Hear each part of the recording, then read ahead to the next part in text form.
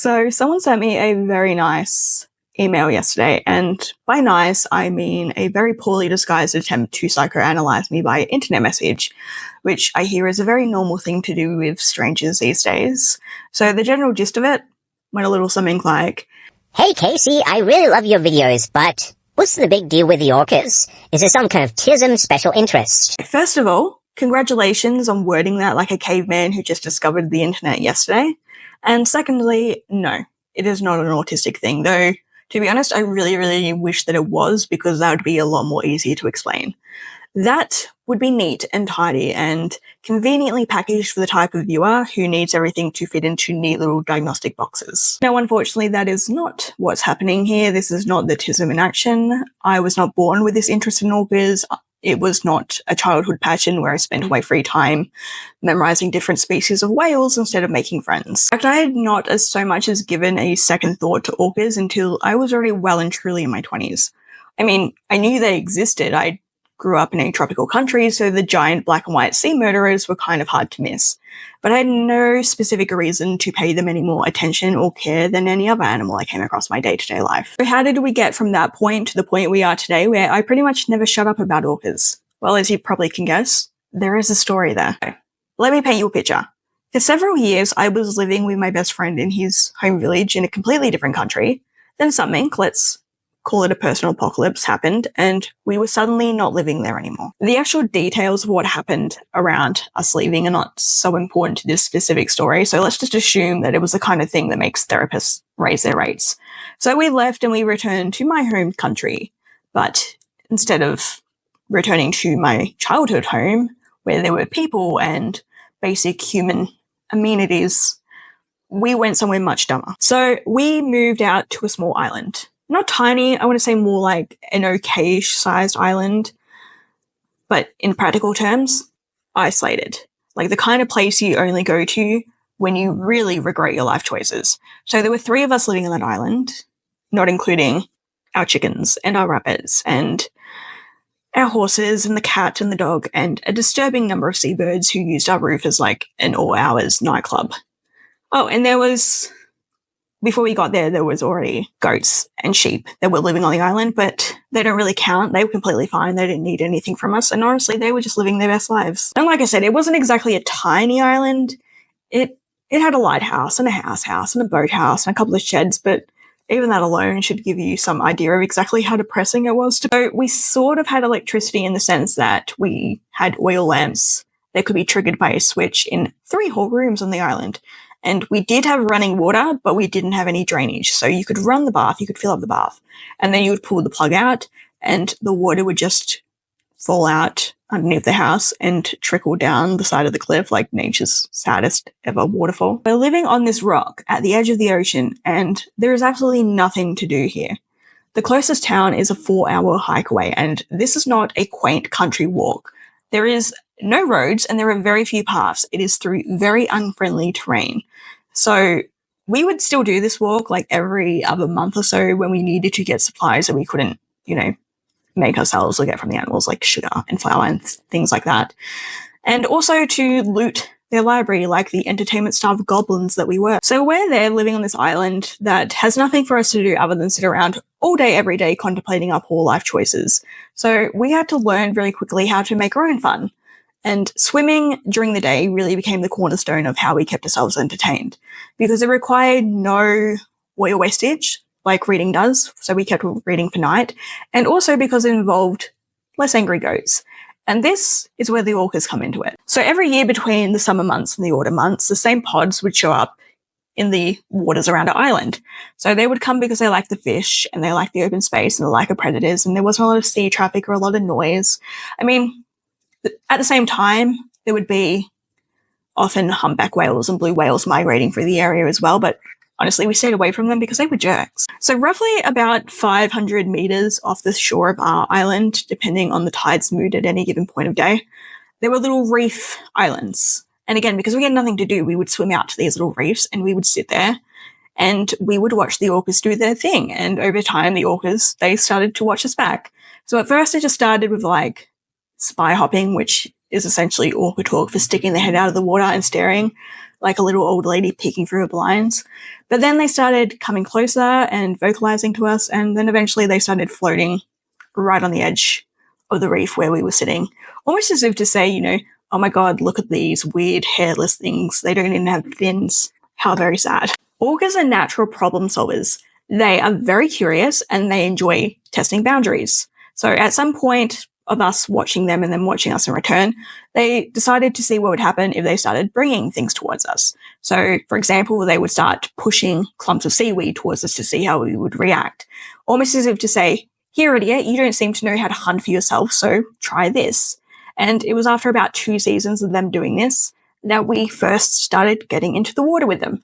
And it's here that I need to make a very clear statement, a very strong statement. Do not do this. Do not get into the water with wild orcas. And I know, me saying this is hypocritical because I did it. However, in my defense, I was young and I was stupid and I was probably suffering from undiagnosed self-destructive tendencies at the time. None of that matters. You should still not get in the water with wild orcas under any circumstances. And it's not because they're evil or they harbor a burning desire to eat you. No, it's because they are big and they are unpredictable. I'm not sure that people fully comprehend what unpredictable means in this context. I'm just going to lay it all out. So, us humans and orcas, we share an almost identical life expectancy, but not just that, we also share an eerily similar biological time frame. And what I mean by that is that take an orca being born, for example. And when an orca is first born, it's called a calf, and it remains a calf for the first 3 years of its life. Then, from the age of 3 to about the age of 12 to 13, it is an adolescent. Following that, into about the age of 17 to 20, depending on the individual orca, it enters what is called its sprouting period. Now, during the sprouting period, an orca grows bigger, and it grows stronger, and it develops sexual maturity. Do you see what I mean when I say that we have a very similar biological time frame? But it's not just physical, it's also emotional. So just like with a human child, an orca adolescent is often very playful and is very energetic, very impulsive, and because of its lack of life experience, it does not understand its own strength. So while an orca calf might be a cute little baby, it is still strong enough to cause some serious harm. Like, you know how sometimes human babies, human toddlers, they get overexcited and might accidentally slap you in the face? Now imagine that toddler is the size of a car. And I can confirm this through first-hand experience because on our 5th year at the island, I got bitten by an orca calf. So she was very, very young. She would have been like maybe 6 months old, maybe even younger, I don't know. But she was very, very young and she was the cutest thing that you could ever imagine in the entire world. Because I don't care what anybody says, puppies, kittens, foals, lambs, nothing is cuter than the whole big-eyed sea mammal baby thing. So this specific orca calf, she'd been charming us for a couple of weeks, and she'd been doing like these little baby breaches, and she'd been doing these tiny little pectoral splashes because, just so you know, just as a side note, if you have never seen an orca calf do a pectoral splash, you have not seen anything in life. But this is how it was my fault, because 9 out of 10 times when an animal bites a human, it's the human's fault. So, this orca calf, we knew that she had a habit of nudging our legs and mouthing our shoes, which at the time, because we didn't know any better at that point in time, we thought it was just playful. But looking back now with a level of expertise, I understand that it was her testing us. So me and my best friend, we're sitting on the reef, and we have, every time we went swimming, we always had knives with us because, well, the ocean is dangerous. Even if there's orcas around, the ocean is still dangerous. And the closest medical clinic was a 4-hour walkway, and it was a pretty shit medical clinic at that. So just to be safe, we always carried knives with us whenever we were swimming.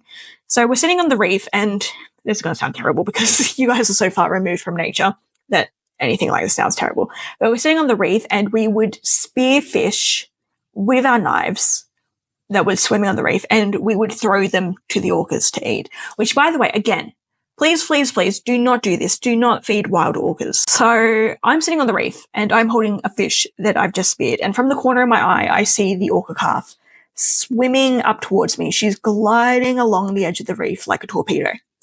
And so I did what I always did. She approached me and she opened her mouth and I threw the fish into her mouth. And I thought, that was that. A completely normal interaction between me and the orcas. Then she bit me. It wasn't like a Hollywood-style chomp. There was no Jaws soundtrack or blood-soaked water. It was just a very quick testing nip to the leg right through my pants. So I yelped, my best friend yelped, the seagull sitting on the reef next to us yelped, and the orca calf, she just stayed in the water, staring up at us with her mouth half open for about 15 seconds before swimming off, as if she was expecting us to throw her another fish, which she probably was, in all honesty. So I had bite marks on my legs. They were tiny, like barely enough to break the skin. And like I said earlier, it was not malicious in any way, shape, or form. She was just testing. But kind of like when a human baby puts something in their mouth to try and figure out what it is. Except for, unfortunately for me, in this specific instance, I was the thing being put in the baby's mouth. And let me tell you, when an orca baby gently decides to see if you're chewable or not, it does not feel gentle. So yeah, that is the basic gist of where the orca thing came from. It is not a tism thing. It is not a passing interest. It is not a hobby. I didn't just read a book one day and decided to make liking orcas my entire personality. It's something that developed naturally and organically through years of study and real life lived experience and exposure. And through all that exposure, this is the main lesson that I've learned and the reason why I will never shut up about them. Orcas are everything that humans like to delude themselves into believing that they are. These animals aren't just smart, they are not just dangerous, they are alien level intelligence in a way that is distinctly not human.